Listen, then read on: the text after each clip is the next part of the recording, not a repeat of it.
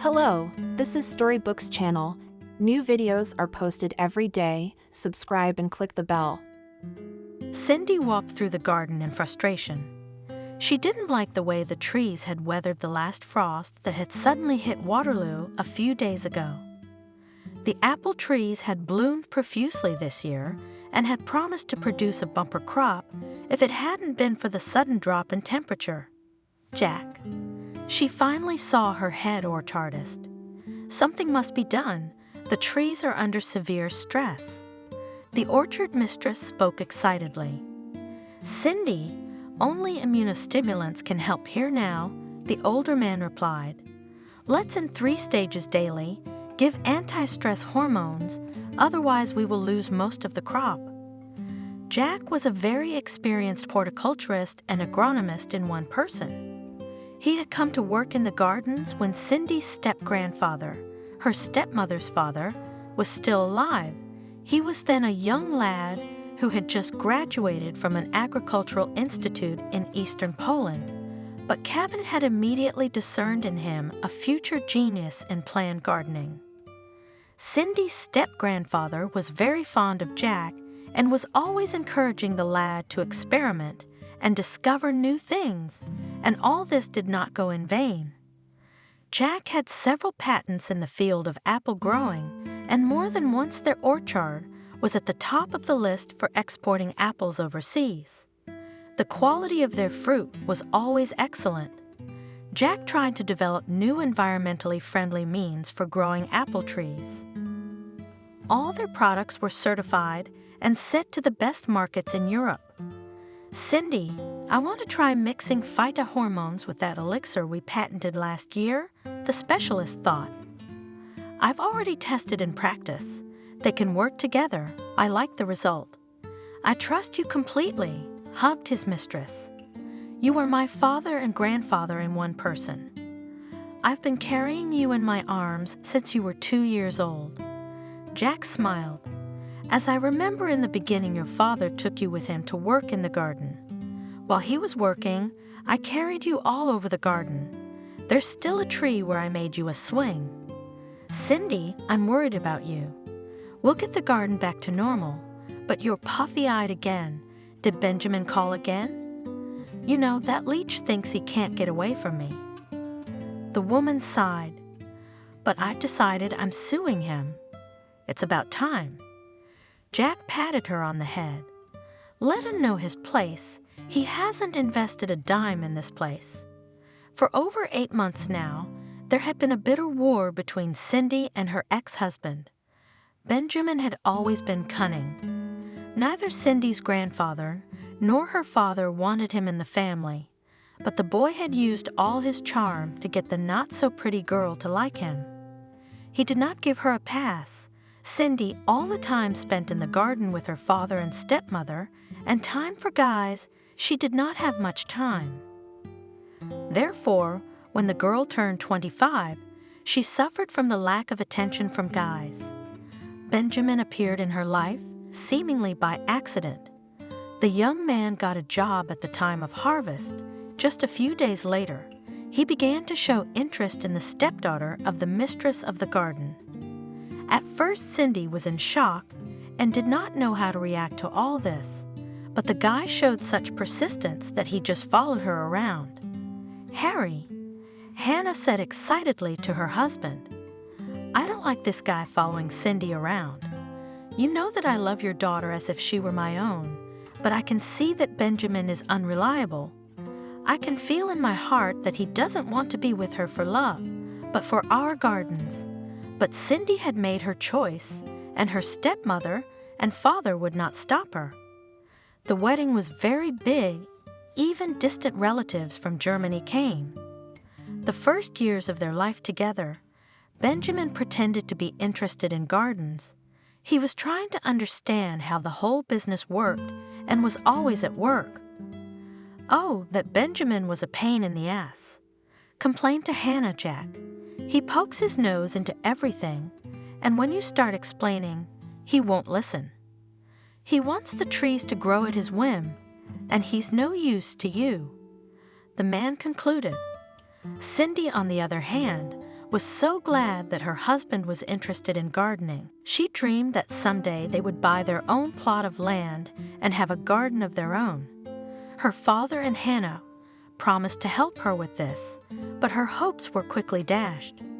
One day Benjamin was away for a long time. The clock showed 3:30, and Cindy waited for her husband in the kitchen. She and Benjamin lived apart. Her father and stepmother had given them a house in a neighboring village for their wedding. The phone kept answering that the caller was unavailable. Suddenly the door creaked open and Cindy woke up.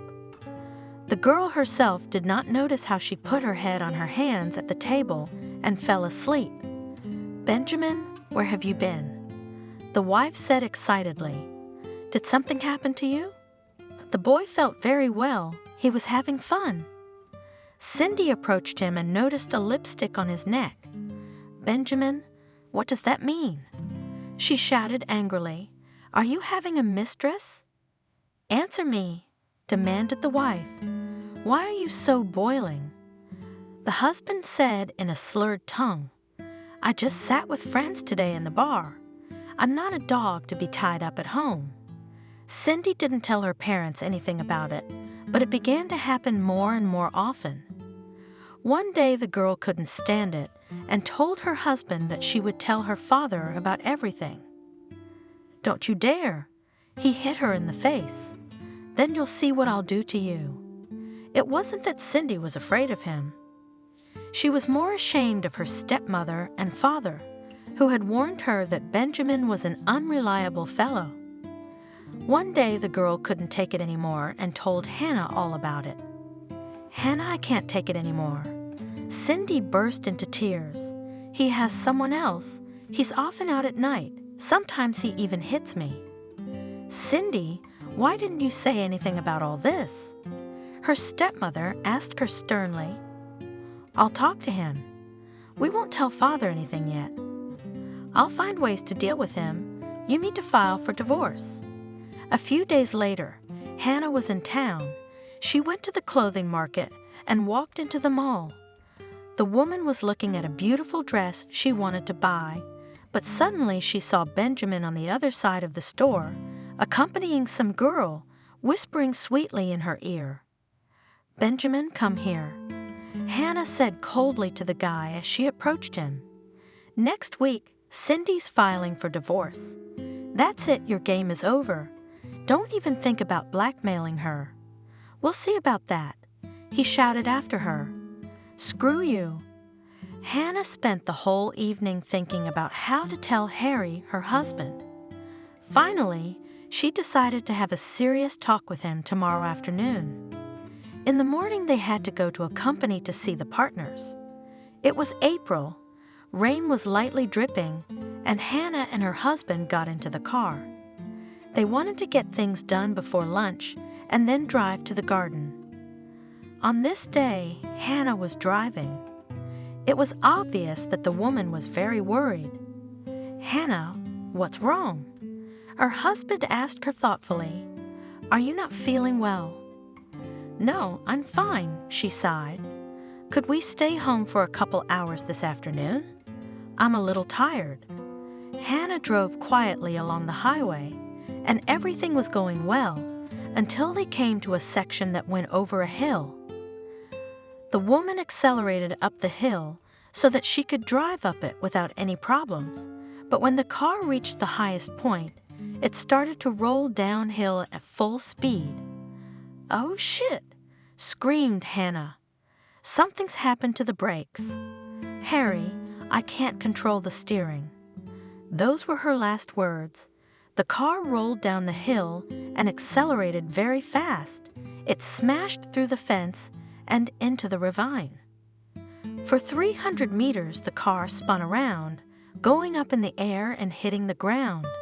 By the time it reached the river at the bottom of the hill, the car was practically ashes. "Cindy, but you have me." Benjamin reassured his wife. "Don't worry, I'll never leave you. We'll get through this tragedy together." Cindy was 28 at the time, and she was all alone. Apart from Benjamin, she really had no one, and Uncle Jack supported her as best he could. The girl had to come to her senses very quickly. A new season was beginning. The garden could not be started. She had inherited all the gardens of her stepmother, who, a few years ago, had written a will on the subject. Despite the fact that the girl had worked with her parents in the garden for many years to act on her own, in the beginning it was very difficult for her. According to the remains we found, your stepmother failed to drive. A police officer told Cindy at the time, "It's very hard to say what caused it. The car just crumpled into small particles like sand. But even so, we will still investigate." For the first year after the tragedy, Benjamin settled down. He slept at home all the time, managed the garden, and tried to help Cindy in any way he could. "Cindy, I don't like this." Uncle Jack warned her one day. "I can smell something in that bastard's mind." "Jack, I don't know," she sighed. "Benjamin has changed a lot lately. He's been supporting me in everything, and he's been doing a lot of gardening." The man only shook his head. He loved the girl and wished her only happiness, but then he had no evidence against her husband. Benjamin endured exactly 1 year, and then everything started again, but this time he became bolder and began to behave even more freely. There was no one else to protect Cindy from him. First he insulted her drunkenly, then he raised his hand, but one very important incident put an end to their relationship. Cindy urgently needed to go to the city on business. There she had an appointment. She was late and rushed on all sails, in the cafe waiting for her representative. The meeting went very well. A baby food company wanted to buy a good amount of apples this year. The girl said goodbye to the man and decided to sit in the cafe for a while longer. Suddenly her gaze fell on the window. Benjamin was walking along the street with a pregnant girl. From the way he held her hand, they were more than acquaintances. "Benjamin," Cindy said to her husband in the evening, "I'm giving you exactly 24 hours to get out of my house. I'm filing for divorce tomorrow." "Cindy, what are you doing?" He was surprised. "What did I do?" "I love you so much. I think you're not the only one." She looked coldly at her husband.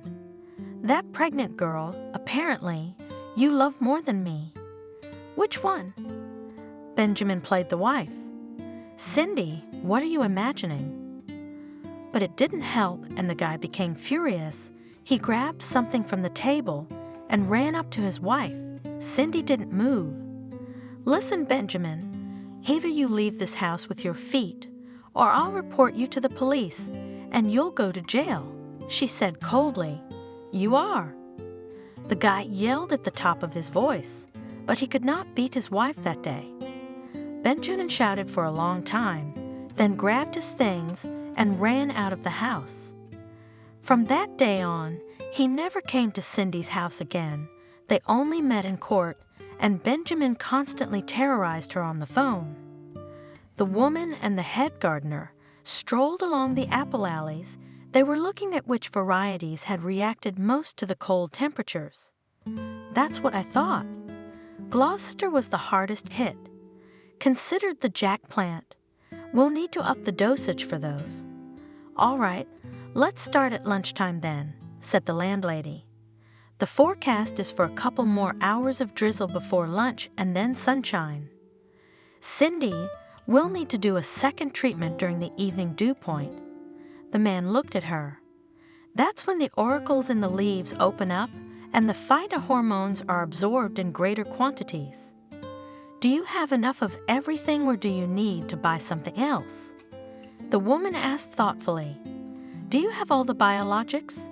"Yes, I checked everything." The head gardener replied, "Cindy, order some Japanese medicine or something based on cedar and pine. They will help us a lot right now, too." It took almost 3 days for the trees to come around again.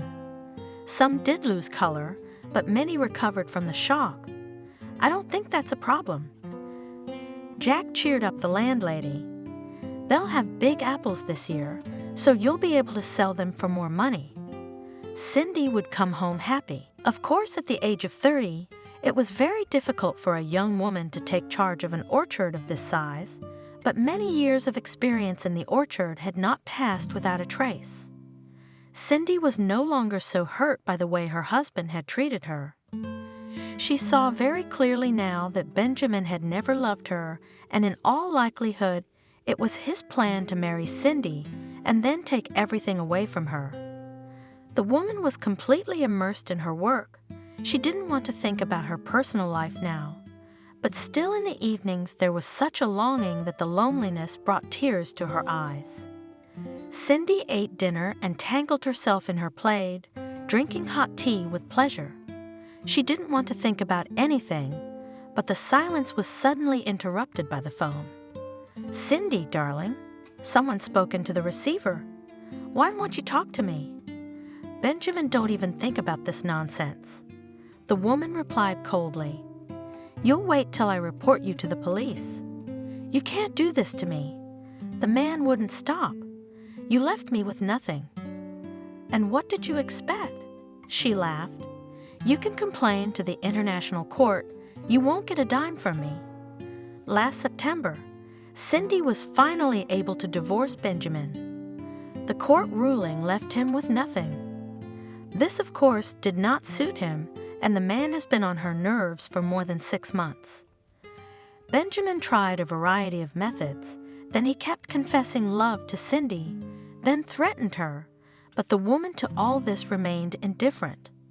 "Okay, you don't want to do it the easy way." He yelled into the phone. "So I'll meet you in court. This time I will succeed. Half of your business belongs to me." "Why not all of it?" The woman laughed.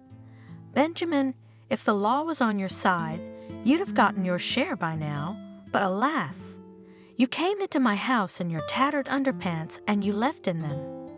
That's it, I'm not talking to you anymore." "Yeah, fuck you." The ex-husband scolded, but Cindy had already hung up, so Benjamin talked to himself for about 5 minutes. "I'm so sick of you." Cindy scolded aloud. "You never amounted to anything, but you always wanted to be king. Who will listen to you in court?" "You idiot. It's a good thing you're out of my life."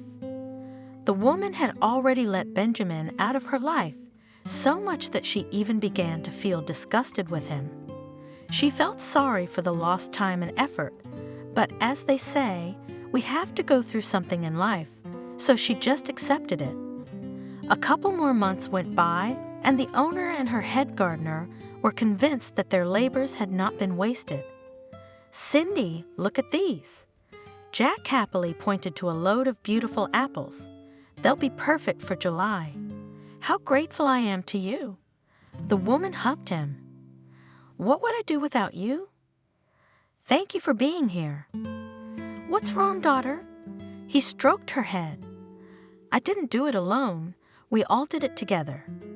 You know, Cindy, I've worked for you for so many years, but not your step-grandfather, not your stepmother, not your father, never hurt a single person." Matthew made that rule. No yelling at the workers. Everything was always resolved through polite conversation. "I've never had a master like you, and your father, Harry, after he married Hannah, never raised his voice to anyone. He continued to work as a laborer for a long time." The man wept. Cindy hugged him even tighter. In essence, she had no one else in her family except Jack. Time passed quickly, and it was harvest time. The head gardener was very pleased with the result this year. Despite the April frost, the trees came to life very quickly and produced not only tasty, but also large fruits. Look at that! Jack couldn't get enough of them. They are all from 90 millimeters in diameter and more, in those boxes in general 12, 15 centimeters, and such beautiful fruits. Yes, especially those with a pink side, just beautiful. Rejoice together with the agronomist hostess. This year we actually have a very good harvest. It had been a busy time. The season had not given us a chance to rest. Cindy disappeared in her orchards until late at night, while the apple loading was going on. This year, the pears had also yielded well. Not so many, but a contract had already been signed for them. In general, the orchard was bustling. One Sunday evening, Cindy arrived home a little early. Her fatigue was wearing her down. In the morning, Benjamin called again, bidding for her. The woman, tired, sat down on the sofa, tried to put her thoughts in order. Suddenly her phone rang. Some unfamiliar number popped up. "Is it Cindy?" Someone asked in Italian. "Yes," a woman answered. "What do you want?" She had a strong accent. "My name is Matthew. I'm a lawyer." The man replied, "I'm sorry to bother you, but I really need your help." "A lawyer?" Cindy asked him again, "But I'm listening." "Is there some problem with the shipments to Italy?" She was surprised. "Supply problems?" The lawyer didn't understand. "I'm calling you on a personal matter. You see, your father had an older sister, Lucy, in Italy. I don't know if you've been in touch all this time or not, but she died a few years ago, leaving 2 children. They hired me to handle the estate. I'm sorry, but what does that have to do with me?" Cindy was surprised. "I have no claim to any of their property. It's not about you." Matthew tried to explain the situation. "You see, your father has a house in Italy. As far as I know, your father died. I'm sorry for your loss. Now your cousin and sister would like to ask you, if you don't want to inherit it, could you give it to them?" "My father's old house?" Cindy asked. "Yes, of course. I don't want it, so they can have it." "Cindy, according to our laws, you will have to formally either inherit it yourself or renounce it." The man explained. "Otherwise, this house will just hang around like that. Could you come to Italy for a few days?" "Oh," the woman sighed. "I'm sorry, but now I cannot exactly. We have a season, and you can do it on the internet or through the mail?" "Unfortunately, no," replied the lawyer. "It will require your personal presence." "That would be a big problem for me." The woman said, "All right, give me some time, I'll think about it. I'll call you back on this number in a few days." Cindy was shocked by this news. First of all, her father had never told her that he had a sister. Secondly, the woman was not prepared for some sort of family connection in Italy. She considered herself a true American and didn't even want to, at least, look up anything about how her father had lived years ago. "Cindy, why don't we push this thing to the end of August?" Jack advised her. "It will be easier for me to handle it there, and you can go to Italy for a few days." "You know, I don't want to go there." She looked at him pleadingly. "I have enough problems with Benjamin here, and there will be relatives there who will probably want to keep in touch with me. But you don't have to tell them you have gardens, do you?" The man looked at her. "Let them think you're starving. Harry was a good man, and the fact that he didn't tell you about your aunt was no accident. He had a good reason. He didn't talk about his past life at all, as you know. Maybe Hannah knew something about it. She was very fond of him." "You're probably right," Cindy agreed. "He had a reason for not telling me anything about Italy. All I know is that my father loved me very much, and what happened to him back home is of no consequence to me."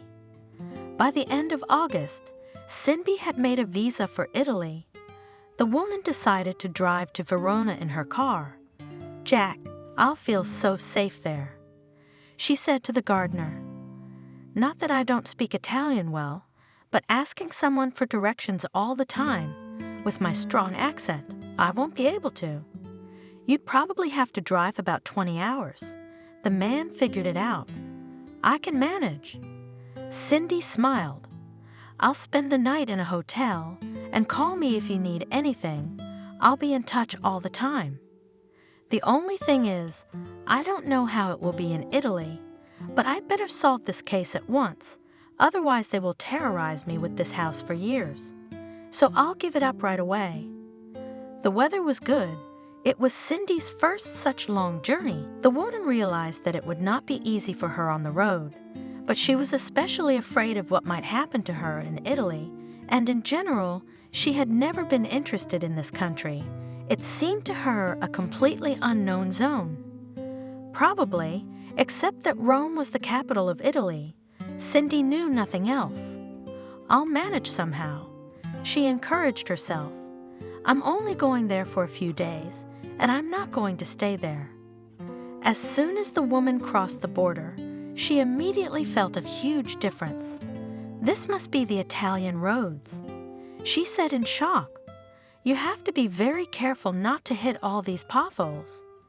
Finally, Cindy saw a large sign. She read the name and got excited. Verona, she sighed. Here I am. I hope they don't stop me at every corner now that I have someone else's license plate.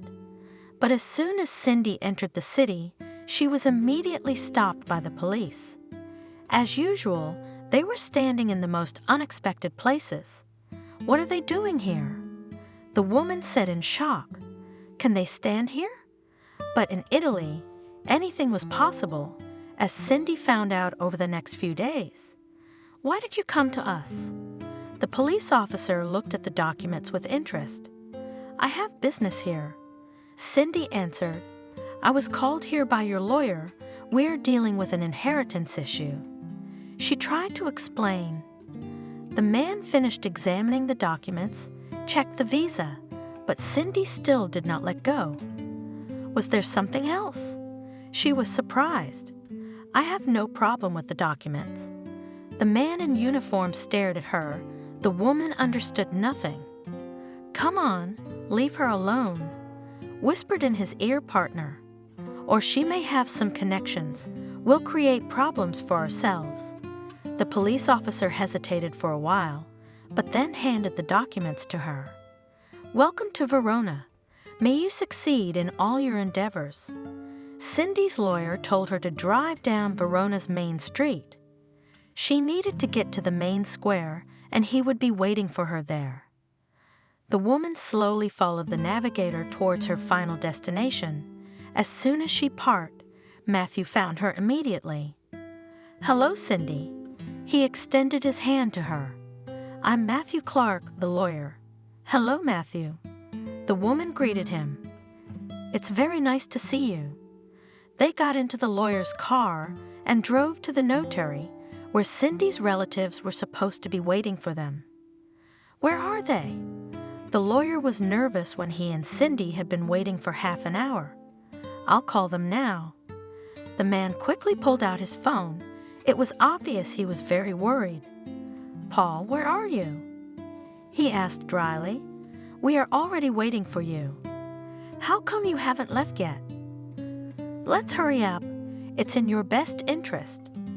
The lawyer hung up the phone and wiped the sweat from his face. They waited for almost 2 hours when finally, near the notary, a cab stopped and a man and a woman got out of it. Cindy immediately realized that they were drunk. Shall we go? Paul, who looked to be about 40 years old, said in a cheerful voice. Because of you, we missed the appointed time. Now we have to wait again until the notary calls us. The lawyer said unhappily. That's fine. The man replied in a slurred voice. We'll talk to our sister then. He took Cindy by the arm and led her away, his breath so strong that the woman felt nauseous. Well, sister, said the cousin, it is not customary to offend our relatives. What do you want? Cindy was surprised. You're already getting a house as a present from me. Well, a house is a house, but we need some money. He looked at her sternly. We don't live rich abroad, so we should have a conscience. Cindy was shocked. She didn't even know what to say.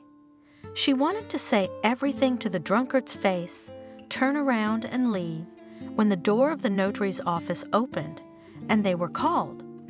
Cursing herself for having come here at all, the woman went to get a lawyer. By 1 o'clock tomorrow, everything will be ready. Finally, the notary said, and they left his office. Paul brazenly headed for his sister, but Matthew quickly shoved the woman into the car and shouted, "See you tomorrow." They drove off. What was that? Cindy said in shock, "He was demanding money from me. You'll have to forgive me." With guilt, the lawyer told her.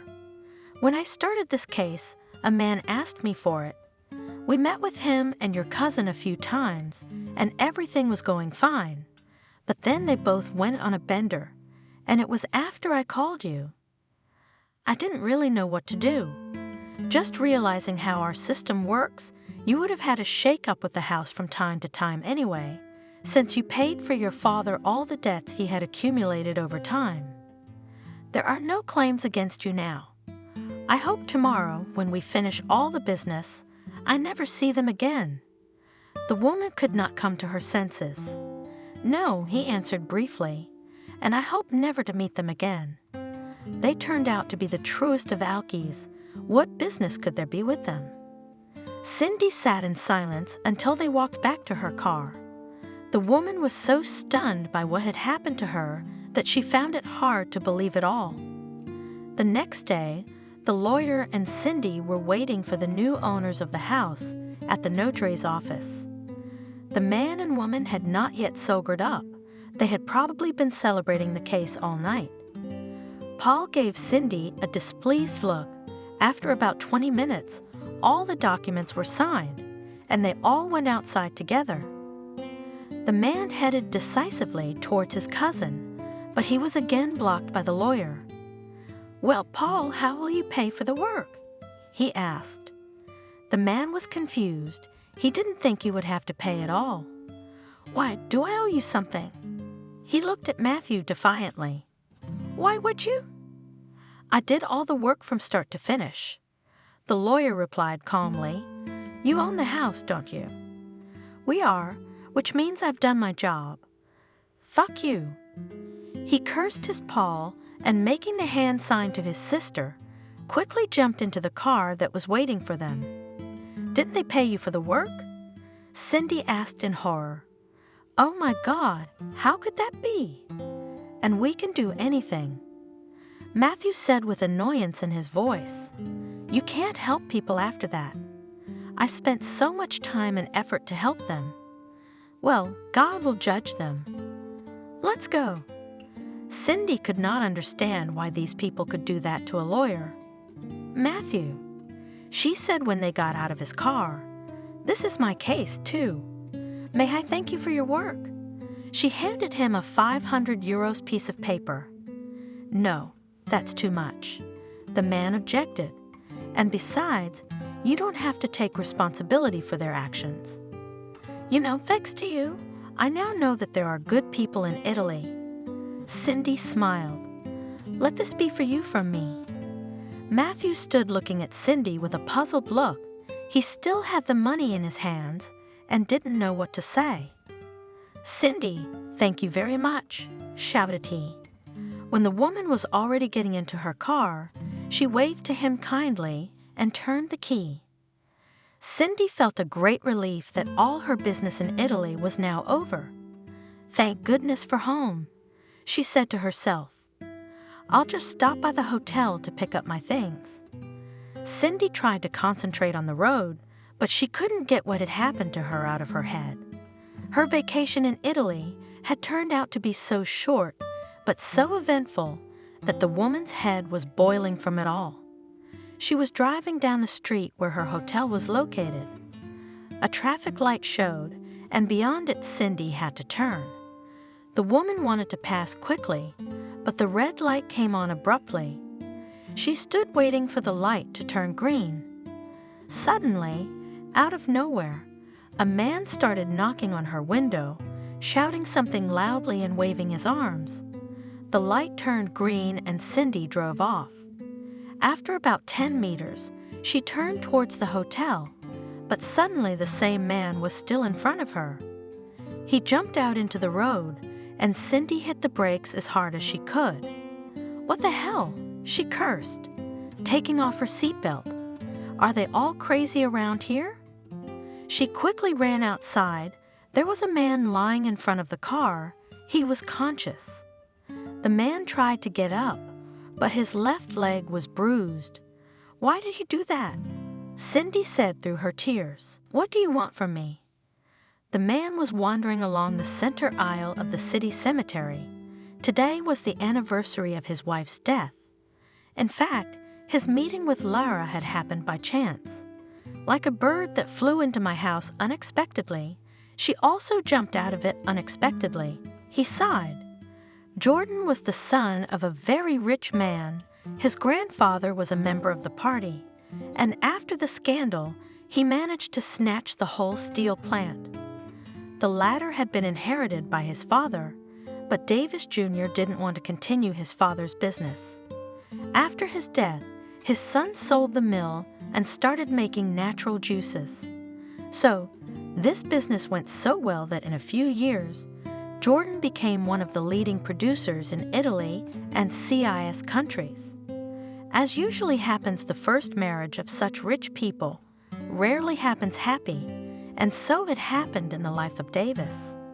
The first time he chose as his wife the first beauty of Verona, the model Monica Jones.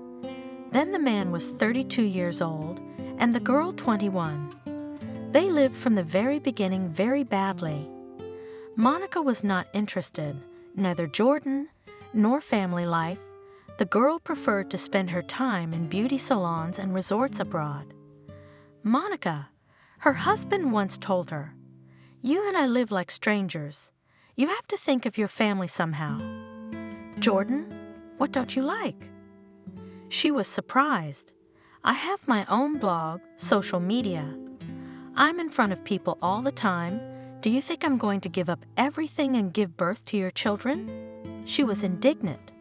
Her husband that time did not answer her anything, but decided to wait some more time, and after 2 years, the man could not stand it any longer and filed for divorce. "Monica, I suggest we part ways peacefully." Davis suggested it. "You will receive from me in the divorce some compensation for spending 4 years of your life on me, but do not count on more." The girl did not answer anything, but after the divorce, she arranged on her ex-husband a real bullying on social networks. Monica gladly gave interviews and told how unfairly treated her Davis, so that I once again at least once contacted some model or daughter of rich people. Jordan was angry. It would never happen. Many years passed, and the man remained alone. He was completely immersed in his work, and Davis would probably have remained a bachelor for the rest of his life if it hadn't been for one incident. Once Jordan was in a hurry to a very important meeting. His driver warned him that they had to stop at a gas station. Davis got out of the car and was discussing something on the phone. A young woman came to their car and started filling the tank with gasoline. The driver went to pay for the gas when the owner was waiting outside. "Well, that's it." In a beautiful voice said the young woman, "You have a full tank." "Thank you." The man thanked her. "You have a responsible job. You have to be very careful." "Yes," said the stranger, "but I'm used to it. Night shifts are hard, but thank God I have a job like this." The smile so transformed the girl's face that it became incredibly beautiful. Jordan. Unexpectedly, Davis extended his hand to the girl. "Let's get acquainted, Lara." She shook his hand with a smile. "Nice to meet you too." Davis was busy with a lot of new contracts. Probably 2 weeks later, the man suddenly remembered the girl who worked at the gas station. It was Sunday, and he got into his car. "Lara will be working tomorrow." The gas station attendant answered him. "Today is her day off." "Why did I even come here?" Jordan berated himself. "I'm a well-known man in my town. I'm 42 years old, and I came to a gas station to look for Lara. But the next day, Despite his busy schedule, he asked his driver to take him to the gas station. "Lara, I came to see you yesterday," Davis told the girl, "but I was told that you have the day off. I'd like to invite you to a cafe. Would you mind?" "Me?" She sounded scared. "I'm sorry, but I can't. I'm sorry, but I have a husband." Jordan felt extremely ashamed. He apologized to the girl and decided not to mention her again. It was probably a month later when he and his driver stopped at a gas station. Davis looked at Lara in shock. Her entire face was bruised. "Lara, what happened to you?" The man couldn't take it anymore. "Did someone beat you up?" "No, I accidentally fell." Lowering her eyes, the girl answered, "It will soon pass." Jordan didn't know what to do. He headed towards the cash register. "Tell me, what about your employee?" he said calmly. "She said she fell, but it didn't look like it." "Yes, her husband is a complete idiot," angrily replied the older woman. "She falls so often, and how does she even live with him?" "Why doesn't Lara report him to the police?" The stranger persisted. "He'll kill her someday. Who would want her?" The cashier sighed. "She has no relatives. Her mother is a drunk, and her daughter gave her daughter to this man for a bottle." "How's that?"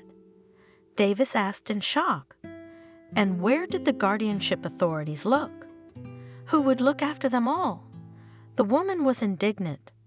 "Do they think about the children?" Lara was not 18 years old when her mother was hungover and had no money for a bottle, so she gave the girl to a man for a drink. Jordan turned pale at the woman's words. His heart was pounding frantically. He turned and walked towards Lara with a determined step. "Lara, we need to have a serious talk with you." The man said sternly, "Yes, perhaps I have no right to interfere in your affairs, but still, who beat you?" "My husband." The girl burst into tears. "If you only knew how tired I am of all this." "Is he officially married to you?" Davis asked calmly. "Or is he just your roommate?" "I have nowhere else to live, so I live with him," the girl answered.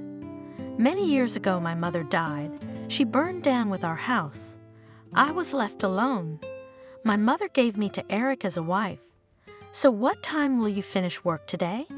Jordan asked. "I'll send a man to pick you up. Do you have your papers with you?" "Yes," she answered quietly. "I'm sorry, I don't know you at all. I'm afraid of everything." Lara cried. "Don't be afraid," sighed the man. "Trust me, you won't go back to Eric. I'll buy you all the things you need. I need a housekeeper now, and I'll pay you well." It was obvious that the girl was very afraid, but she decided to get into the car that came to pick her up in the evening. "This is where your room will be," showed the owner of the house. "I have asked that you bring all the necessary things and uniforms. This weekend, you'll be completely free. You could do whatever you want. I have a separate person for the weekends, so don't think you will have to work all the time."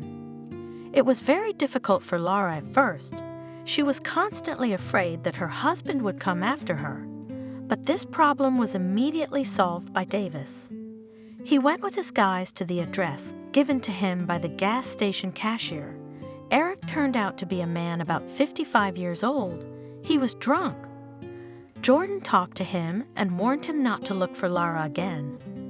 From that day on, Eric forgot all about her. Lara had a hard time getting used to her new life. She had been living in fear for many years, so it took her a long time to see that the owner of the house had no evil intentions towards her. Almost 2 years had passed and Lara was 29 years old when the girl realized that she had fallen in love with her master. In fact, Jordan, Lara had been in love for a long time, but he realized that with such a traumatized psyche, she needed enough time until the girl started to trust people again. His sincere love helped Lara to come to her senses, and they played a modest wedding. Davis loved his wife very much, and how happy was the news that Lara was expecting a child. "Lara, my love, thank you," he said to his wife all the time. "You have made me the happiest man in the world." Lara was happy herself. Not only did she have a husband she loved, but now they would have a daughter. Everyone lived in anticipation of a baby girl, but one day, Davis' phone rang. "Jordan, here's the thing. It's Lara's doctor. Your wife has a very rare condition. If she continues with the pregnancy, Lara could die." Davis asked in shock, "She won't be able to carry the baby?" "I'm sorry, but you have a very difficult choice to make." The doctor sighed with frustration in his voice. "Either your wife terminates the pregnancy in the 7th month and never gets pregnant again, or she gives birth. But I have no guarantee that she will survive the birth." Davis spent days just sobbing. He didn't know how to tell his wife. Finally, Lara couldn't take it anymore and started talking to her husband. "Jordan, what's going on?" she asked him. "You haven't seen your face for the last day. Is it something at work?" "Lara, you know." He tried to find the right words. "My darling, my love, I don't even know how to tell you." "Jordan, tell it like it is," the woman sternly ordered. "I'll try to understand you." "Lara, you have a very rare disease." Davis burst into tears. "We don't have much time. Either you get an abortion and stay alive, or the baby will survive, but you may die during labor." The woman turned pale. She was silent for a while, stood up, walked to the window. "I will give birth. This is my final decision," she said and left the office. As Davis was not prepared for the fact that his wife would die, her death was a real tragedy for him. The baby girl was born perfectly healthy. Her father loved her very much, but the loss of his wife did not pass for him without a trace. He longed for Lara very much. The first months, the man just disappeared at the cemetery, but then gradually, he began to be dragged down by business, and he gave himself a promise that he would spend as much time as possible with his daughter. It was exactly a year after Lara died. Davis spent more than an hour at his wife's grave. He let his driver go. He was in so much pain that he wanted to walk a little bit so the movement would cheer him up. The man left the cemetery, got on a bus, and made his way downtown. It was bustling. Davis really wanted to get lost among people. He looked as if through passers-by. He was not interested in anything at that moment. He just wanted to forget about everything for a while. He slowly walked along the sidewalk along the street. He didn't even look under his feet.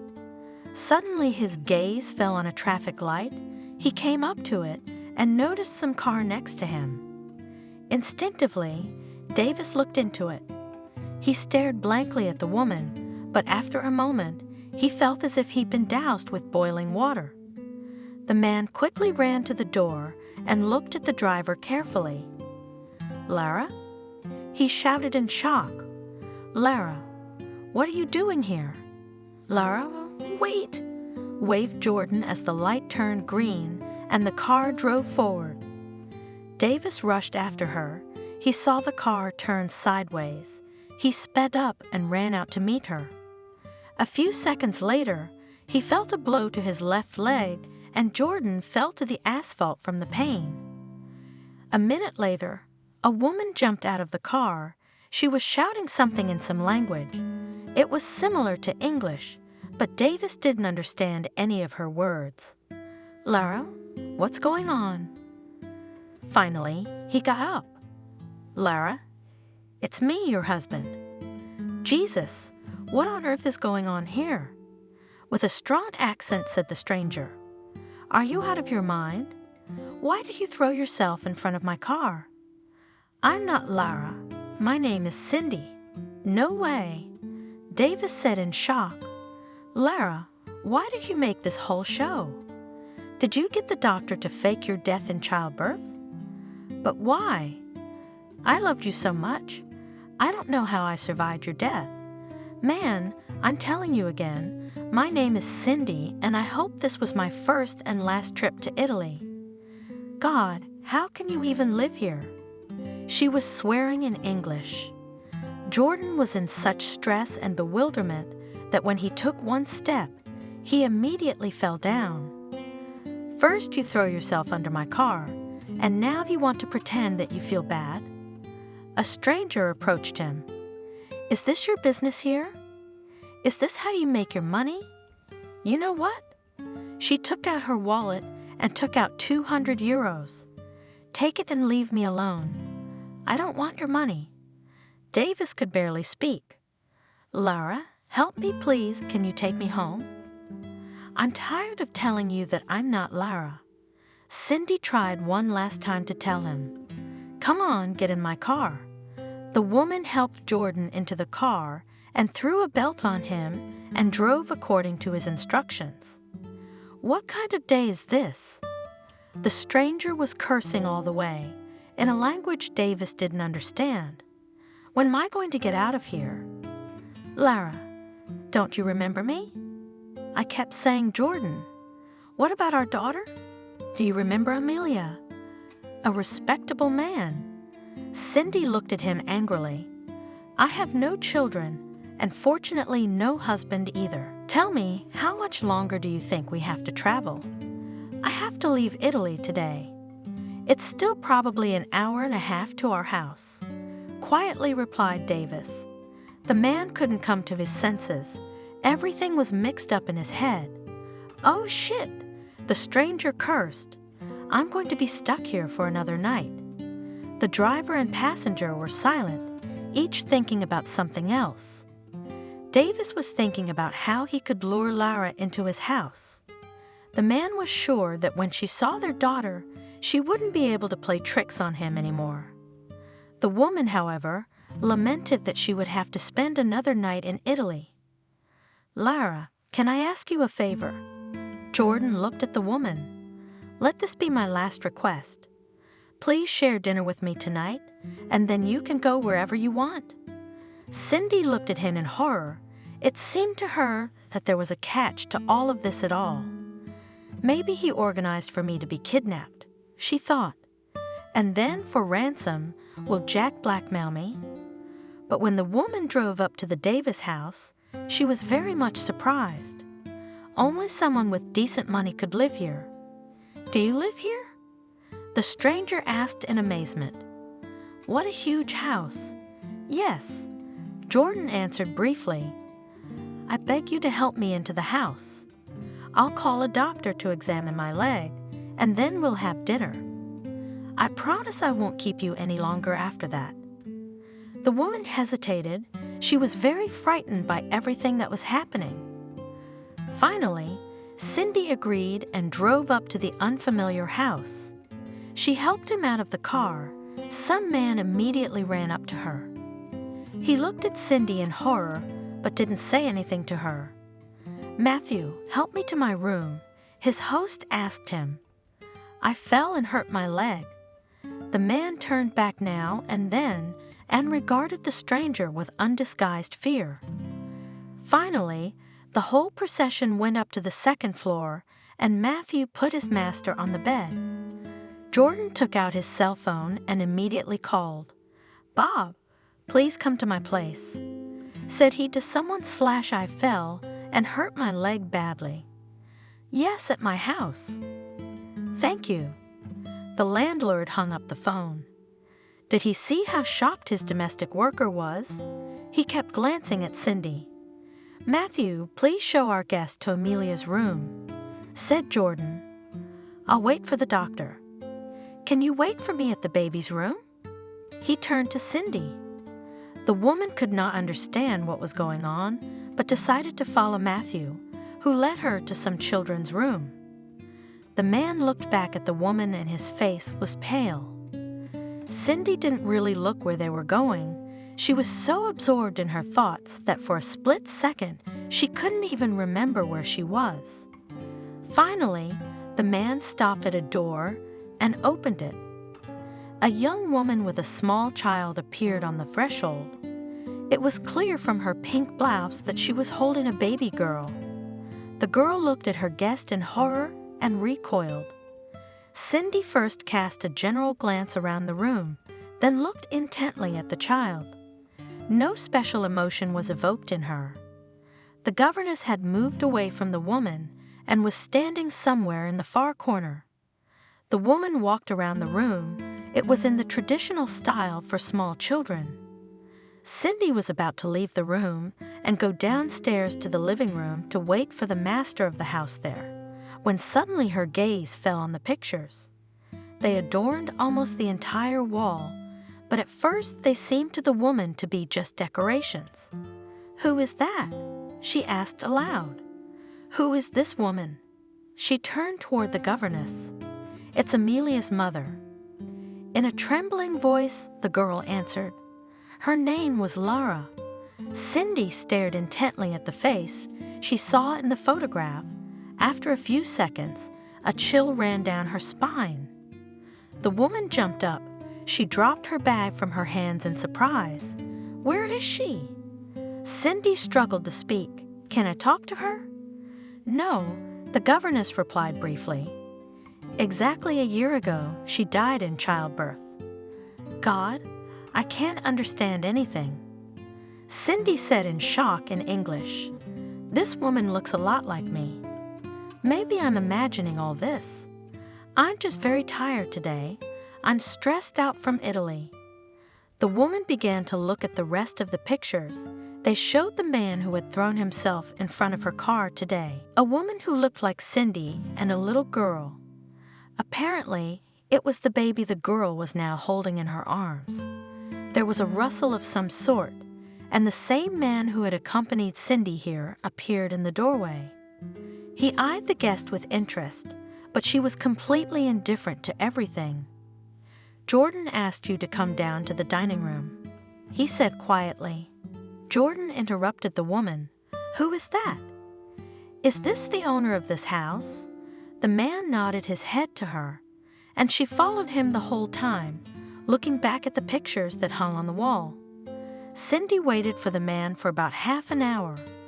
She heard some voices in the hallway, a familiar voice thanking someone, and heard a door slam shut. A few minutes later, the master of the house himself showed up in the dining room. "Well, that's all right." He smiled. "The doctor said it was just a bad bruise." "That woman in the pictures in the baby's room, is that your wife?" Cindy asked him. "Yes," he answered briefly. "Her name was Lara. Amelia is our long-awaited daughter. Didn't the sight of our little girl make your heart ache?" I burst into tears, Jordan. "I thought you couldn't resist meeting our daughter." "Lara, I love you. Can you understand that?" "Jordan," sighed the guest, "I can indeed confirm that I am very much like your wife, but I am not Lara. I have been living in America since I was 2 years old. This is the first time in my life that I've come to Italy on business, and I'll be honest with you, I'm in complete shock. I don't know how I can explain to you why I look like the woman I saw in the picture, but I can prove to you that my name is James Cindy. I'll call my lawyer. He can confirm it for you. I'm sorry to dash your hopes, but that's the way it is." The landlord looked at the woman with an uncomprehending stare. It was obvious that he refused to believe what Cindy was saying. He remained silent for a while, tears streaming down his cheeks. Suddenly his gaze cleared, and he looked at his guest carefully. "But there is no such resemblance in nature," the man said. "Yes, it may be so that people have some similarities, but to be so it is simply impossible. And this can only mean one thing. You are somehow connected with my wife."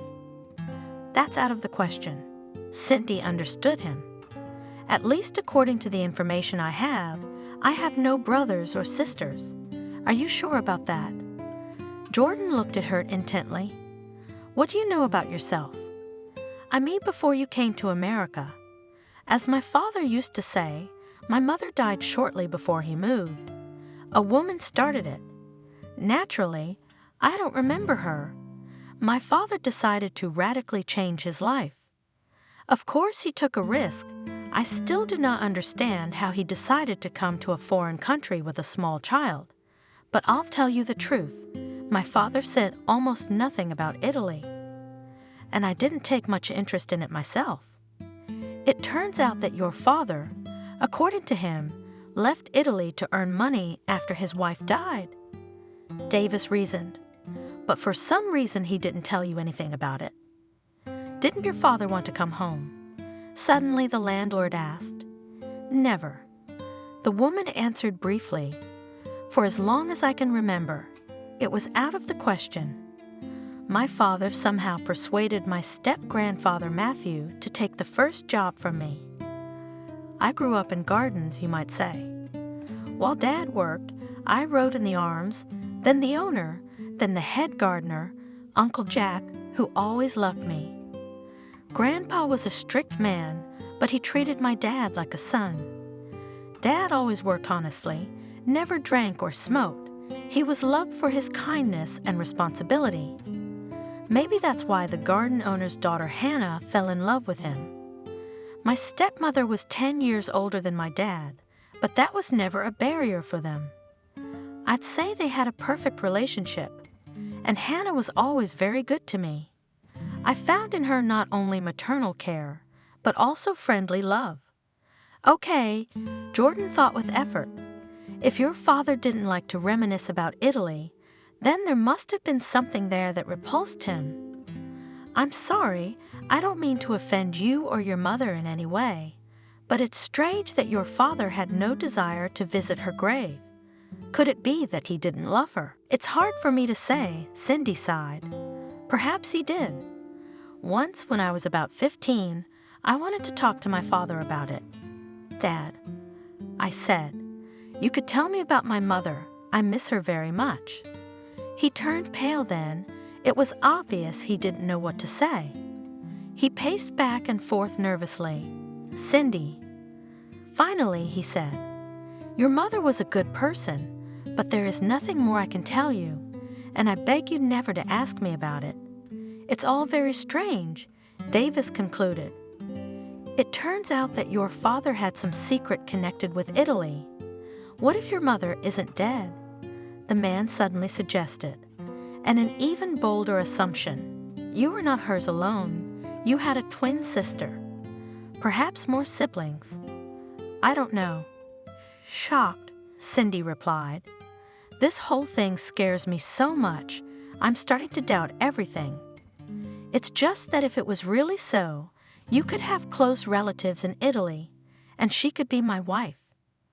Jordan said in astonishment, I'm already dizzy from all this.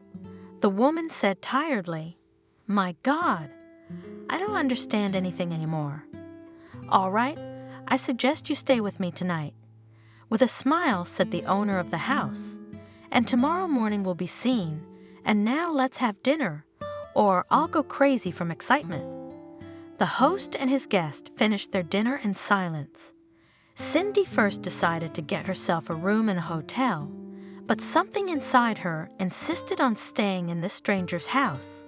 To her surprise, she slept through the night without a backward glance. Jesus! She looked at the clock in horror when she woke up. 10 hours? I haven't felt like this in a long time. Yesterday was such a busy day that I just overslept. The guest got dressed and went down to the living room, but no one was there. The sun was shining happily outside the window, and Cindy went out into the yard. She spotted the flower beds and trees and went to them. She closed her eyes and enjoyed the late scent of roses. Good morning, she heard someone's voice. How did you sleep? I hope you are well. Good morning, replied Cindy, seeing Davis approaching her. To my surprise, I have slept in so many years, she laughed. A man was walking through the garden with his daughter. He was carrying the girl in his arms. As soon as Jordan approached Cindy, the girl stretched out her arms to her. The guest froze in shock. The woman did not know what to do, But then instinctively, she took the little girl in her arms. The little girl smiled happily. "Amelia thinks you're her mom." Davis smiled. "You look like Lara, like 2 drops of water." Maybe she feels it intuitively because her mother died in childbirth. "You know, I'm so sick of this story." The guest looked at him. "That I am ready to find out if I really have relatives in Italy. I'll tell you the truth. If they show up later, I will not survive another trip here." She laughed. "Is it really that bad?" The man asked her with interest. "It's different for you, I would say," she answered. "Everything here is very strange for me. I feel threatened all the time." "But that's true," sighed the host. "Everything here is so unpredictable that you don't know what or who will be waiting for you at the next turn. You with your European mentality, it is difficult to understand such a thing. But for us, it is already a habitual way of life. I have a very good lawyer in Italy, looked at Davis, Cindy. I'd like to hire him to look into this whole thing." Cindy. The first time the host addressed the guest by her first name. "Since I'm the one who started all this, let me pay for your lawyer." The woman looked at him in bewilderment. She thought that Italians are really unpredictable people. You just don't know what to expect from them. But she liked Davis's generosity very much. "Good," the woman replied and looked lovingly at the girl. She hugged her and laughed, looking into Cindy's eyes. "Amelia, let's leave Auntie alone." Took the child in his arms, Jordan. "Let Auntie walk around the garden. I'll be waiting for you in about 20 minutes for breakfast." The girl did not want to leave Cindy, and she began to cry. Now and then she turned back and held out her arms. "I am completely broken and out of sorts." Cindy said, "This whole thing will probably never end." The woman dialed Jack's number and warned him that she needed to stay in Italy for a few more days. Then dialed the number of the lawyer. "Matthew?" She said, "It's Cindy for you. Could we meet with you? Unfortunately, my story with Italy isn't over, and I'd like to hire you for a case." "Cindy?" the lawyer said in astonishment. "I thought you had already left." "Yes, I'm listening." Toward lunchtime, Matthew was already at the gates of the Davis house. The man was very nervous. He knew what kind of man he was. Working with people of this caliber was not only a matter of honor for him, but it promised to broaden his horizons considerably. "Good evening, Matthew." Cindy greeted the lawyer. "Do you know the owner of the house?" "Jordan Davis." The man extended his hand to the lawyer. "It's a pleasure to meet you, and I look forward to your help. Nice to meet you too." The man shook his hand. "I'm willing to do whatever I can for you." "That's good. Let's go into the living room and talk," Jordan suggested. The host led the guests into a spacious room where they could sit down comfortably and talk normally. Not to say that Davis' leg was already moving well, but after a few injections he could walk painlessly. The man walked over to the table and picked up some papers and pictures. "Cindy, may I begin?" Davis asked the woman. "And you'll tell your story later?" "So, you might say, exactly 1 year ago, my wife died in childbirth. It was no surprise to either of us. The attending physician, Lara, that was my wife's name. I was warned when she was 7 months pregnant that she had a very rare disease. The choice was difficult, either have an abortion and lose the baby forever, or my wife was more likely to die in childbirth. Lara chose the life of the baby. Yesterday, as I was returning from the cemetery, I saw my wife sitting behind the wheel of the car. Naturally, I started yelling at her. I ran towards her, and she ran me down a bit, so to speak. But what was my surprise when Lara started to deny everything? I asked her to take me home.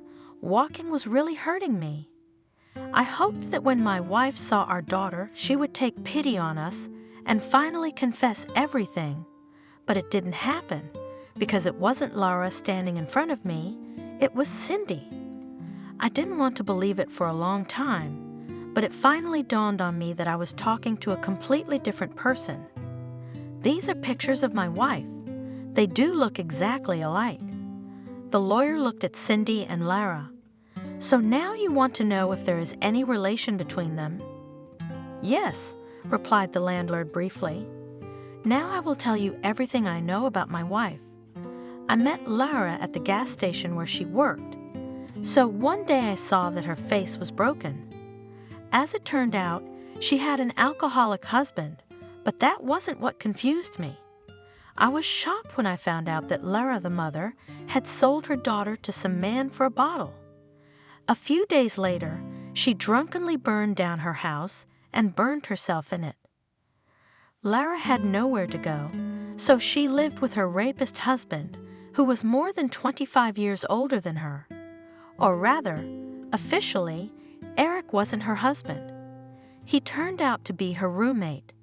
Then, when we were already married, Lara told me that at first her mother didn't drink, but she was always living with one man or another. The girl was always afraid of them all. She didn't have any good memories of her past life. Cindy was shocked. She had the impression that in Italy, everyone drinks. The woman couldn't believe that such a thing was possible. Of course, in America, there were sometimes such stories, but they were not, as here, at every turn. Matthew? After a long pause, Davis said to Cindy, "You've been dealing with my father's old house. Surely you must know something about it. Could you tell us about it?" "Cindy," sighed the lawyer, "I don't think we'll have any trouble finding out, but right now I can tell you that your father had a half-sister, not a sibling. When I looked into your case, I discovered that Lucy was the daughter of your father's stepfather. So those people, Paul and Lisa, have nothing to do with you. I'll be honest with you, I was devious at the time, and it's my fault. You know, I have no regrets." The woman reassured him. "I don't really need this house, especially my father never wanted to come back here. I don't think he even thought about this house." "Okay, can you give me a few days, please? I need to do some paperwork," the lawyer asked. "I don't think there's any criminality involved, so this will all be easy to figure out. Just in case, I would advise you, Cindy, to do a DNA test with your daughter Jordan. It can immediately confirm or deny your relationship." "Cindy, if you don't mind, we could do it tomorrow morning." The host suggested it. "I'll take a week off work. My guys can handle it without me." The lawyer asked a few more questions, gathered the information he needed, and left. Matthew refused to take money for the work, citing the fact that Cindy had already paid him for it, but Davis insisted that he would receive full compensation for the work done. What a stroke of luck! The lawyer rejoiced. "This American woman brought me such luck. Who would have thought that from the most mediocre lawyer without connections, I will work for Davis? He promised me so much money for the job that it would cover all my annual expenses." Matthew couldn't get over it.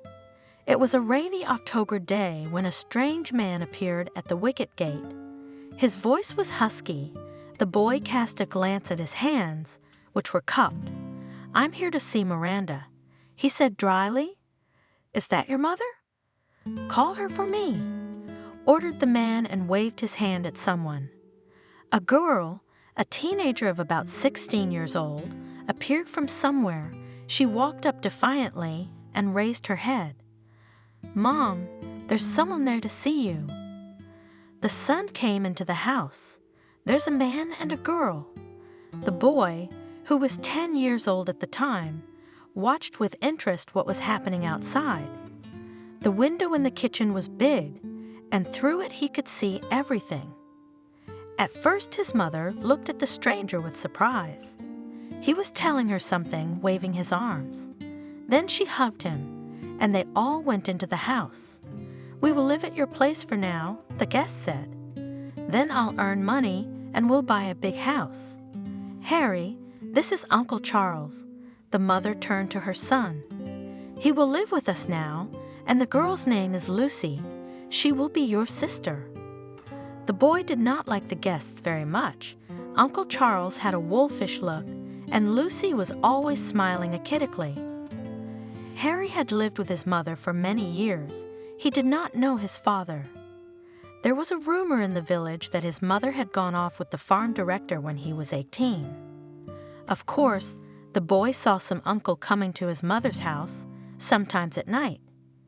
As he grew older, he began to notice that these uncles changed, but what happened that day left an imprint on the child's entire life.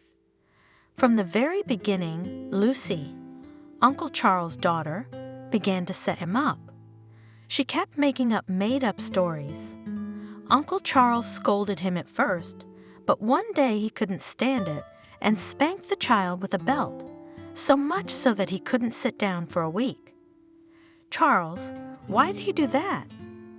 "I was arguing with Miranda's roommate. Harry's a good boy." "If he was a good boy, he wouldn't have done this to my daughter." He looked angrily at the woman, a devilish twinkle in his eye. As time passed, the beatings became more frequent. Lucy was devising more and more insidious plans. "Do you hear that?" Charles grabbed Miranda by the scruff of the neck. "Don't you realize who's boss?" That day, for the first time, Harry's mother got it in for him. From that moment on, Charles began to drink more and more, and he forced the boy's mother to drink. "Mom, why don't we run away from him?" One day the son suggested to his mother, "We'll hide and he won't find us." "Harry, what are you doing?" The drunken mother laughed. "He's my husband. I can't do without Charles." When Harry turned 16, he ran away from home. At first he hid in abandoned houses. Then he took a job as a shepherd for the season and lived in an abandoned house in a field. By the age of 18, he managed to raise some money, made himself a passport, and went to work in the city. A year later, he heard rumors that Charles had slaughtered his mother in a drunken outburst. He was locked up again. Lucy stayed at Harry's house. The guy decided to leave his past life behind once and for all, so he never even claimed his house or any other property. Harry was a hard worker. That's what the guy had decided for himself. The only thing that could help him get ahead was his hands. He had no education, of course. In town, he worked in a factory for a few years. Things began to go uphill. The guy was able to buy himself 5 kilometers from Verona housing. It was without special amenities, but his own. One spring, Harry was walking in the park after work. He was about 24 at the time. He was attracted by someone's voice. A girl was selling ice cream, and she was soliciting customers in a variety of ways. "The best ice cream in Verona," the girl shouted. "Before there's a line, come on over." "What kind of ice cream do you have?" the boy asked the perky saleswoman. "Plombard Eskimo?" "Whatever you want," she laughed.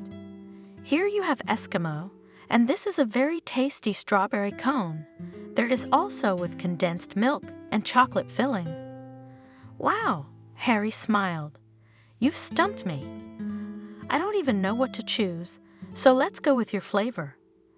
"Banana ice cream with chocolate chunks, then." She gave the ice cream to the customer. "It's delicious." "Sorry, but at this price, you can't eat it every day." The customer sighed. "What do you want?" "What's cheap now?" With annoyance in her voice, she replied, "I have such a salary at this job that I can barely make ends meet. And here, if you're from the village and have no education, you can't get anywhere else." "Where are you from?" Harry asked her with interest. "I'm from Verona, and I'm from Cremona." The sales girl replied, "Susan." She extended her hand to the guy. The young people talked, but then, as luck would have it, a crowd of people gathered for ice cream, and Harry said goodbye to Susan and left. The next time they met was about 2 weeks later. Harry approached the girl. "How are you doing? How's work?" he asked. "Can I buy you an ice cream?" he suddenly offered. "I don't mind." The sales girl was happy. "Then I'll have my favorite banana ice cream and you. And today, I want to try the one with chocolate filling." The customer chose one. The young people were happy, eating ice cream and cheerfully discussing some business. Word of mouth, and Harry invited Susan for a weekend in a cafe. The girl was embarrassed at first, but then agreed. A couple weeks later, the guy asked her out. They didn't have a wedding. Harry and Susan just signed and began to live in his small house. There was one room and a kitchen and a toilet outside. You could probably get 200 or 300 acres of weeds out of the ground for a vegetable garden. "Susan, it's all right. We'll earn a little money and buy ourselves a nice house," Harry told his wife. And for the first few years everything was fine. But as time went on, Susan got tired of working as a saleswoman and was attracted to city life. "Harry, how can I walk around town in this?" The girl was indignant, looking at herself in the mirror. It should have been in a landfill a long time ago. "Susan, be patient," her husband soothed her. "In a year, we will buy a new house, and there you can choose any clothes you want." "I want to dress well when I am still young, not when I turn into a wrinkled old woman." The wife persisted. Harry pushed on and took on the night jobs. He was tired, but Susan was always finding new reasons to stay at home after she stopped working. "You think it's easy?" She used to say to Harry. "I went to the interview today and the director said, 'For the first 3 months, you'll be paid half as much. It'll be your internship.' What do I need them for?" "Susan, you have to start somewhere." Her husband reassured her. "Try it with this one, gain experience, and then you'll be able to set your own terms." "Well, here we go," disgruntled wife replied. "Let them work themselves for such a salary." The situation worsened when Susan became pregnant. The girl was not only constantly cranky, she became simply unbearable. "I don't want those children." In a rage, she shouted, cursing her huge belly. "Why I married you? You ruined my life." "Susan, what are you doing?" Her husband asked in shock. "After all, these are our children." "I don't want them." Throwing dishes off the table, she shouted, "If you want them, you have them." Harry tiredly picked up the dishes from the floor. They had just recently moved into a nice new house, and it had become known that Susan was pregnant. But the girl started to go crazy after that. She didn't want children. "It's all because of you," she sobbed. "I told you let's have an abortion.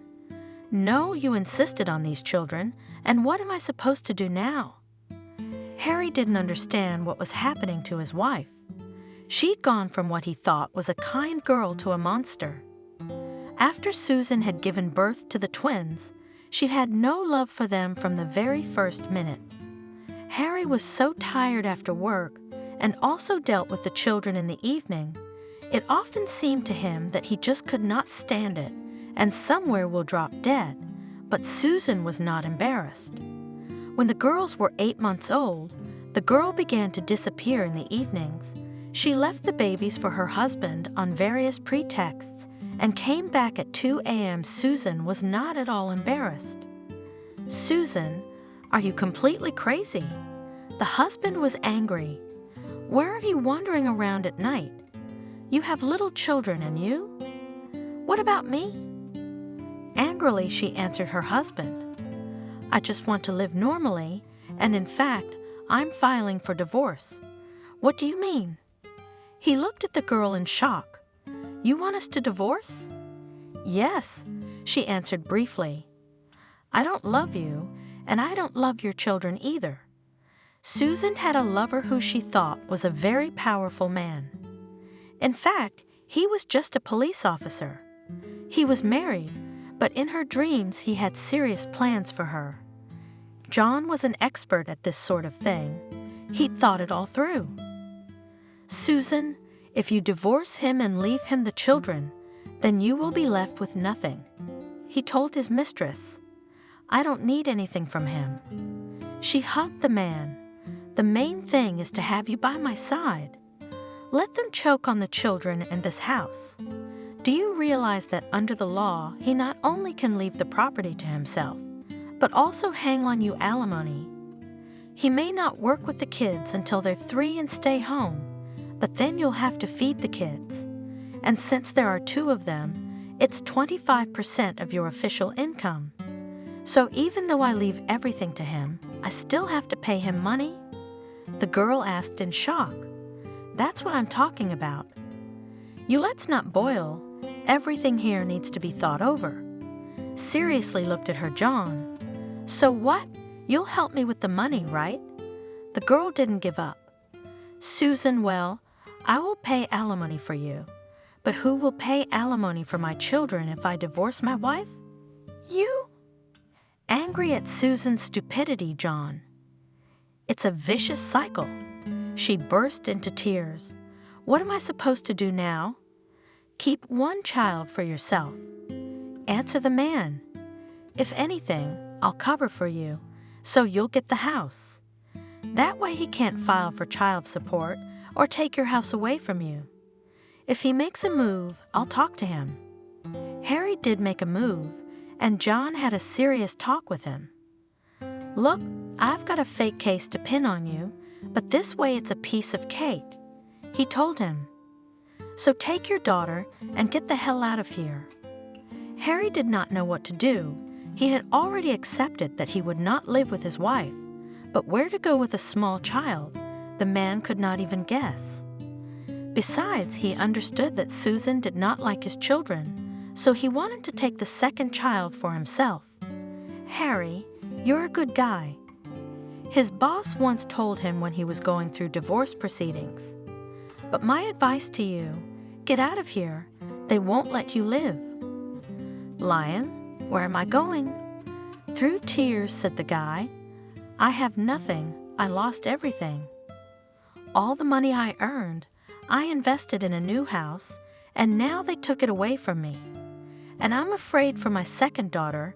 I don't want Susan to put her in an orphanage. She hates Lara. Listen, my nephew just went to America to pick apples. I'll give him a call and ask him about it." The Gov suggested it. "Maybe there's more people needed over there." "What about Cindy?" The boy asked excitedly. "Where am I going to put my daughter?" "I'll never leave her. You'll go with your daughter, and there you'll ask the owners, explain everything to them. Are they not human or what?" Liam suggested. A day later, the man called Harry. His nephew agreed to help. He arranged a visa through the owners and got permission to bring the minor child. Susan, without looking, signed the document and sent her ex-husband and daughter to hell. The guy was very afraid that his daughter would be taken away from him in America, but as soon as he confessed everything to his host Matthew, the man was just in complete shock. He not only hired the boy, he sheltered him. The girl was loved by everyone. A few years later, Hannah, the daughter of the owner, confessed to Harry in love. The woman was much older than him, but she felt a sincere warmth for him. Matthew, her father, was fine with this, and Harry became a full member of their family. Before he married Hannah, he had warned the woman that he wanted to take his second daughter to America as well. Hannah agreed to this. Moreover, she and her husband beat back numerous thresholds, but the girl was never allowed out of Italy. She had a mother, who at that time worked and provided for her child. Also, Susan had a house. Italy did not allow the child to be taken from the mother in favor of the father. "Harry, love, we did the best we could. Maybe that's the way it should be. I realize I need to let it all go." He hugged his wife. "But my heart still aches for Lara." And Harry had good reasons for that, although the man knew nothing about his wife and daughter, but the weight on his heart concealed what was really going on.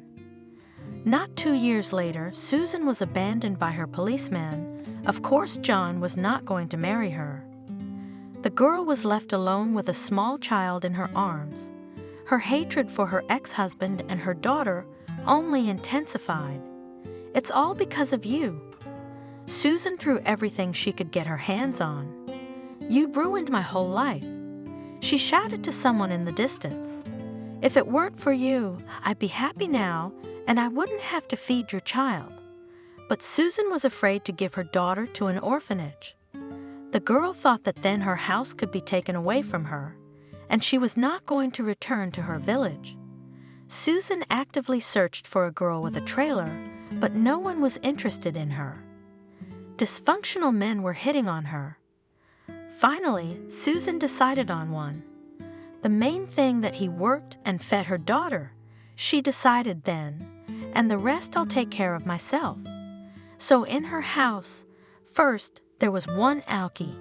He even officially married Susan and gave his patronymic and surname to her daughter, then another, then a third. The girl changed men like gloves, but no one from such a contingent, her needs were not satisfied. Susan herself did not notice how at the communal table she began to pour herself more and more often. At first it was innocent fun, but the woman did not even notice the moment she crossed the boundary and began to look for drinking companions. Lara was getting older and older. The girl in despair tried several times to escape from the house, but there was nowhere to go, and she returned to this hell. "Mom," sobbing daughter, "I beg you, stop it. Let's live normally." "Fuck off," answered her drunken mother. "You ruined my whole life. How I hate you." But the worst was ahead for Lara. The girl let her mother go only when she sold her for a bottle of vodka. From that moment, Lara had no mother anymore. Due to constant stress on the background of fears, the girl eventually developed a very rare syndrome. Pregnancy, her condition deteriorated sharply. The next morning, Jordan with her daughter and Cindy went to the lab for a DNA test. "Cindy, for what it's worth, I wouldn't want you to have a negative impression of Italy," said Davis as they left the lab. "So I suggest you take a drive around our area. You up for it?" "Let's do it." The woman agreed. "It's a lot of pressure to wait anyway. It would be better for us to distract ourselves. Then I suggest we take a walk in the upper park. It's beautiful there. And go to the rivers. They have such beautiful views." Jordan smiled. "I'm not much of a guide, but I'll tell you something." The car stopped in the parking lot near the upper park. Davis was driving today, so he asked Cindy to hold Amelia. The little girl was a little cranky and quickly fell asleep. The woman looked down at her with pleasure, her face brightening. Jordan got out of the car and retrieved the stroller in which Cindy had placed the little girl. They strolled happily through the park, talking about business, about markets. My step-grandfather was originally aimed at fruits for middle-class exports, and above, the econo never interested him. A woman told me, "Is it easy?" "No. Now that I'm doing it all myself, I'd say it's very difficult. We position our apple as an eco-product, so we have to meet the highest standards." "I understand," the man replied, "but we don't have many people willing to pay for a good product," he sighed. "Or rather, I would say that only the middle class can afford it, and in Italy, there are not so many of them. As an entrepreneur, I can safely say that I wouldn't make much money from an eco-product. I would have to lie that I have juice from gardens and fields that are not treated with chemicals, or I would have to reduce my production because at such an inflated price for eco-juice, my product would simply not sell in such quantities. If you look at the gardens that grow in Verona, they are far from being organic gardens. They use chemicals at all stages of agitation. I can safely say that we are not ready for this transition yet. You know, the demand for organic products has probably increased in the last 10 years. Cindy continued the conversation. And I don't want to lie, but for example, Scandinavian countries, Germany, France are now focused on organic products, so it's easy to work with them.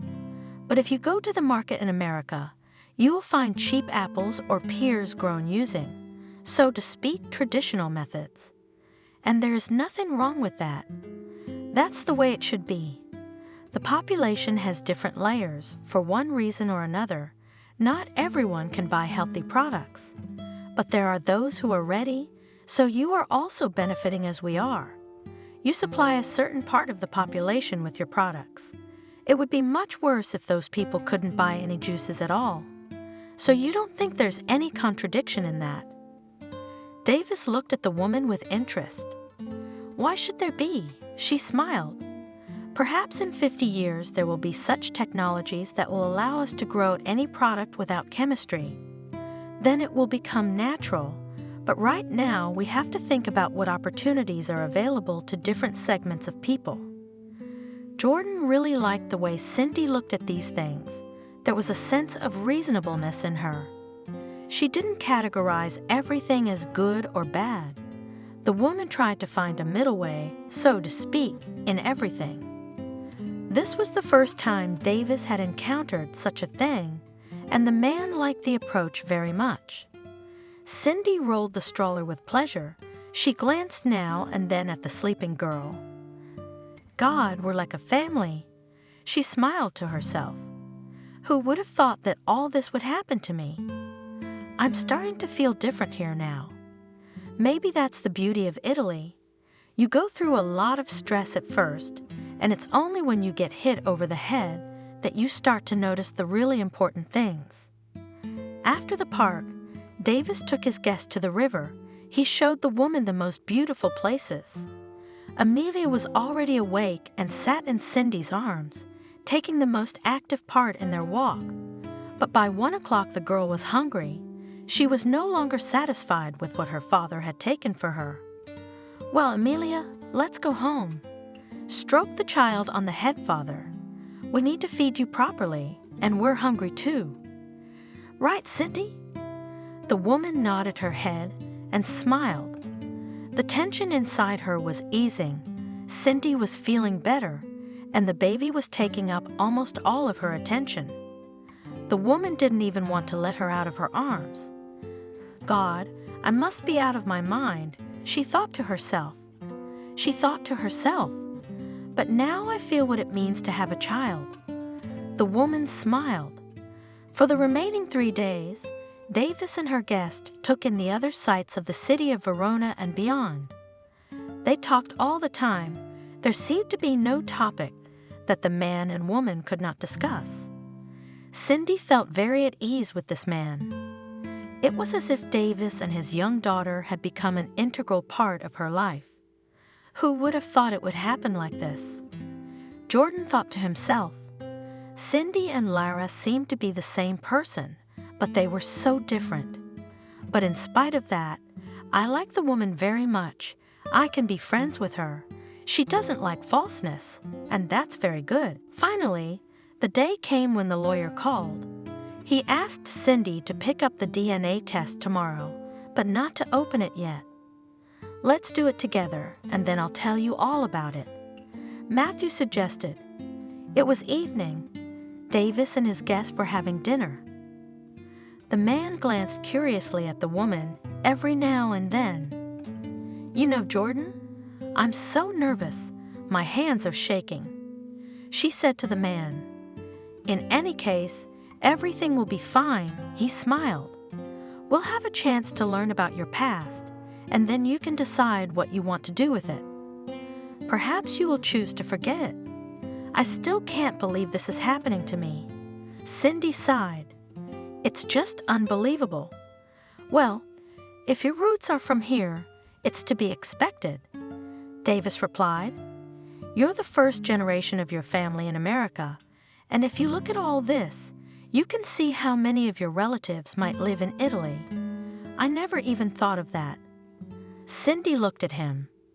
Of course I have relatives here, that's obvious, but I didn't particularly want to know anything about them. That's why it all came as such a big surprise to me. First, my lawyer told me that my father happened to have a sister here, and then it turned out that I had a cousin and a cousin as well. That night, Cindy didn't sleep much. She kept thinking that tomorrow she would finally find out the whole truth. "Are we ready?" asked the lawyer when they were all gathered at the hotel. "Cindy, please open the test." The woman's hands were shaking so much that she could barely manage this simple task. Cindy opened the results and froze in shock, Davis staring at her in amazement. "So Amelia is my niece." She barely spoke and covered her face with her hands and cried. Jordan did not believe her words and took the test from Cindy. He immediately turned pale. Of course, they both thought it was a possibility, but neither of them fully believed it. "So, you, Cindy, and Lara were twin sisters." The lawyer began his story. "Let me tell you right off the bat, your father's life was very difficult. His mother drank, his stepfather constantly beat the boy, but then when Harry married and he and Susan, that was your mother's name, had children, his wife began to walk away from him. She hated her daughters, you and Lara. Your mother took everything from your father, and she was afraid to give up her second daughter. Susan led a life of debauchery, so by the time she was 40, she was a drunk. Oh my God, that's awful." Cindy couldn't take it anymore and cried. "How could you not love your children like that?" After the lawyer left, Cindy could not calm down for a long time. She walked over to Davis. "Jordan, you'll forgive me, but I'd better leave," said the woman. "I need time to think about this and accept it." "I understand," the man replied grudgingly. "Cindy, Amelia and I will be waiting for you at any time." He hugged her goodbye. "Jack, where are you?" shouted Cindy, walking from one apple alley to another. "Did you go to the old swing?" The woman saw an elderly man with a little girl in his arms. He was gently placing her on a makeshift swing. Like this. The gardener held the girl. "Well, do you like it?" "I'm going to take you for a ride." Cindy stood and watched as Jack lovingly handled her daughter. She couldn't take it anymore and went over to him. "I love you so much." She wept. "You've done so much for me, and now Amelia's in your arms all the time." "Well, not in yours." He laughed, looking at Cindy, a huge belly. "That's why I'm a grandfather. Your husband is always busy. He doesn't have time for you yet." After Cindy returned home to America, she soon realized that she not only cared for her niece, but also for her father. Davis was experiencing the same thing. After a month, he couldn't stand it and flew to visit Cindy in America. Jack took an immediate liking to the man. After another 3 months, Jordan and Cindy married. The man immediately decided that he had already tried to make things happen in his niche in Italy, but new opportunities were opening up for him in America. He sold his factory in Verona and opened a high-end juice factory, not far from Cindy's gardens. So now they were the largest exporters, not only of apples, but also of all-natural eco-juice. Despite the fact that the man initially had difficulties with language, he quickly got along with people, and the workers loved him for it. "He looks a bit like our old owner Matthew," they whispered, "only he's much easier to work with." A year and a half later, to their surprise, Cindy got pregnant and Jordan was over the moon. But when the doctor told them that the couple would have twins, 2 boys, the parents almost went crazy with joy. "It's okay, Cindy, be patient." Jack hugged his favorite. "Soon your boys will come, the real hares, so I will carry them in my arms and ride on this swing." The woman kissed her daughter and slowly walked to the beginning of the orchard. She stopped at a single apple tree, the trees now abundant with purpose. Cindy closed her eyes and enjoyed their sweet fragrance. What a pity Daddy didn't live to see these days, ran through her mind. If he had been alive, though, I wouldn't have had to go to Italy. I wouldn't have met Jordan and Amelia.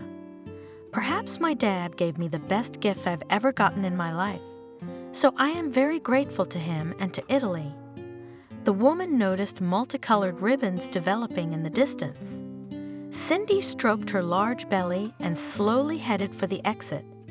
Before getting into her car, she looked at her garden once more. "How much do I love you?" she pronounced, looking at the trees. "If there were no you, there would be no me. You created the Cindy I know."